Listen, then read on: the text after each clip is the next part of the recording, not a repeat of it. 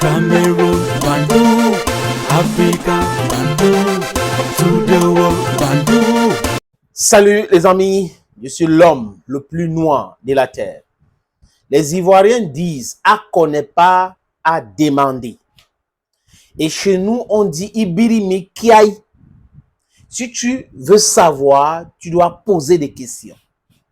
Mais la faiblesse intellectuelle de certaines personnes qui pensent que l'Afrique les appartient et de certaines Africaines myopes dans l'analyse, de certains jouisseurs, c'est quoi? C'est de se précipiter dans l'analyse sans toutefois se poser de bonnes questions. Nul n'est omniscience. On a des spécialistes en telle matière, telle matière. Mais quand vous êtes dans l'analyse et que ce n'est pas, même si c'est votre domaine, vous posez des bonnes questions, vous faites des recherches pour comparer les chiffres, comparative story. Quand je parle des chiffres, là, je pouvez parler, désolé les amis, je vais parler des détails. Parce qu'il y a certains détails qui peuvent vous échapper. Mais si vous n'avez pas tous ces éléments, faites attention de faire des posts, d'écrire des choses, de vouloir manipuler l'opinion. Oui, on sait que nos frères africains, là, il y a certains qui sont dans la diaspora, qui sont manipulés par l'Occident. Ils ont peur de perdre leurs privilèges et du coup, ils sont contre tout ce que nous faisons. Mais malheureusement, ils sont combien dans la diaspora? La majorité des Africains dans la diaspora veulent la souveraineté de l'Afrique. Cette minorité de jouisseurs, on a le droit de les mettre hors d'état de nuit. À travers les posts, à travers les communications, on les connaît. On les connaît. C'est des grands bavards. Ils font de bruit pour rien. Notre travail, c'est pour nous. C'est notre libération. C'est la souveraineté africaine. Est-ce que c'est mauvais de demander qu'on nous lâche, qu'on nous laisse? Nous voulons nous gérer.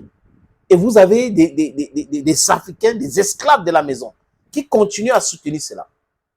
Bachar al-Assad est tombé, les amis. Et les gens disent, oh voilà Bachar al-Assad qui est tombé. La Russie l'a lâché.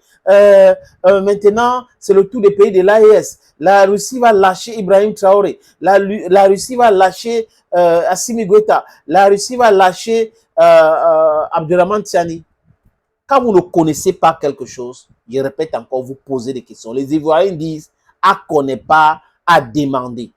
Et chez nous, on dit, ibiri mi kiai.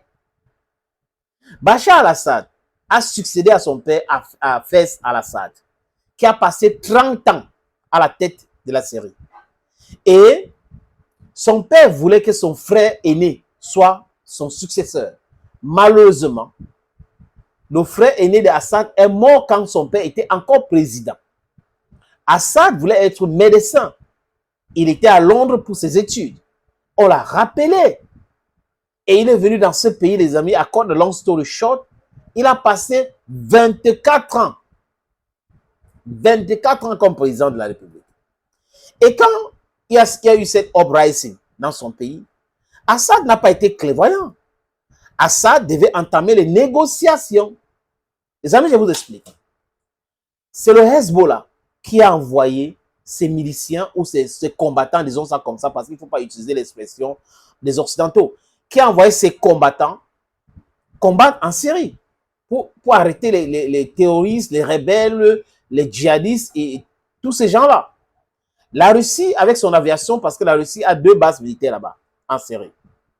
L'Iran aussi a envoyé les combattants.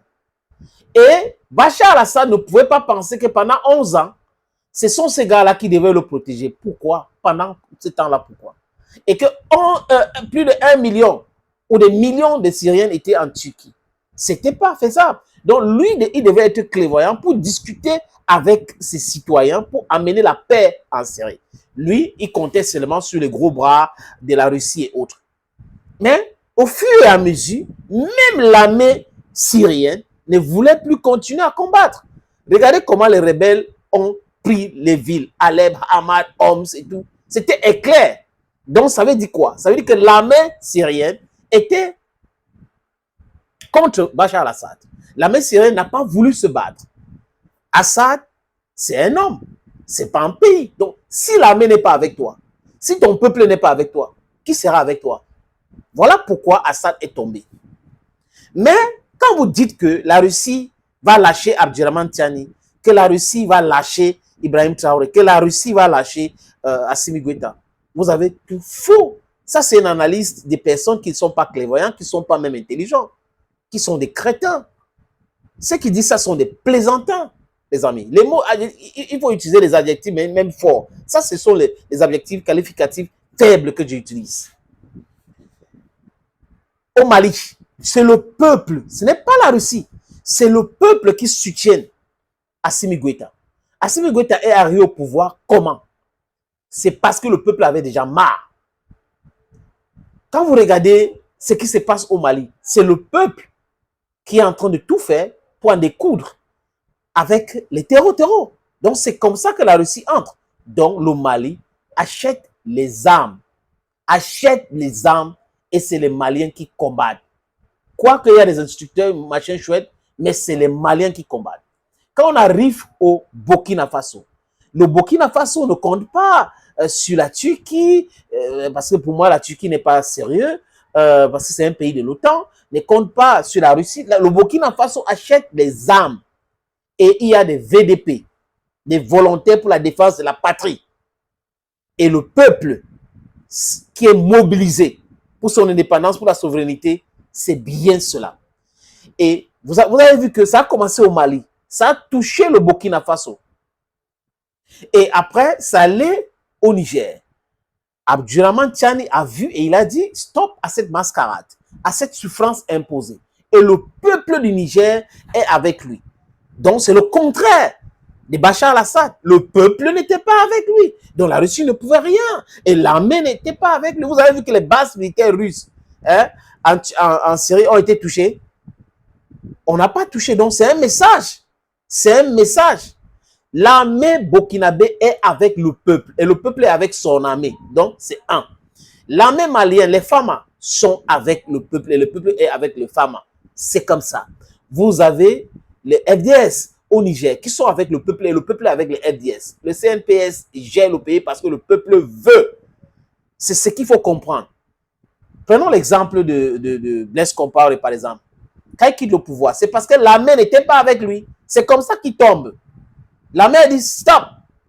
Tu es là, le pouvoir, pour le pouvoir et pour toi et pour ton clan, comme Assad. Assad était au pouvoir pour son clan, les Alaouites, pas forcément seulement les Alaouites, mais juste son clan, sa famille d'abord, les Alaouites après, parce qu'on aime trop mélanger ces choses-là, les amis. Regardez Mobutu Sese Seko Kukungwendu Wasabanga. Il tombe pourquoi? Parce que le peuple zaïrois à l'époque, ou congolais aujourd'hui, n'était pas avec lui. Et l'armée, par ricochet, ne pouvait pas être avec lui. Donc, tous les autres valets locaux, les sous-préfets là, qui pensent que, oui, l'armée est avec moi, non, non. Si le peuple n'est pas avec vous, tôt ou tard, vous allez tomber. Vous allez tomber. Il est temps de travailler en symbiose avec le peuple. Les histoires de que la Russie va lâcher tel. Non, le Burkina Faso n'est pas sécurisé par les Russes. C'est les Burkinabés. Le Niger n'est pas sécurisé par les Russes, c'est les Nigériens.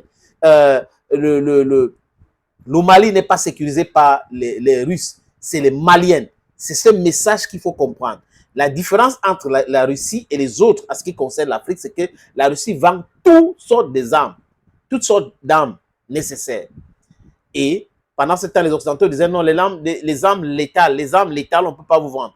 Voilà ce qu'il faut comprendre. Donc, ceux qui chantent là, qui à longueur de journée, oui, la Russie va lâcher, la Russie va lâcher. Non, ils comprennent très mal ce qui se passe en Afrique. Et les Africains sont décidés par tous les moyens possibles d'avoir leur souveraineté économique. Si vous n'avez pas encore compris cela, vous êtes en train de perdre votre temps.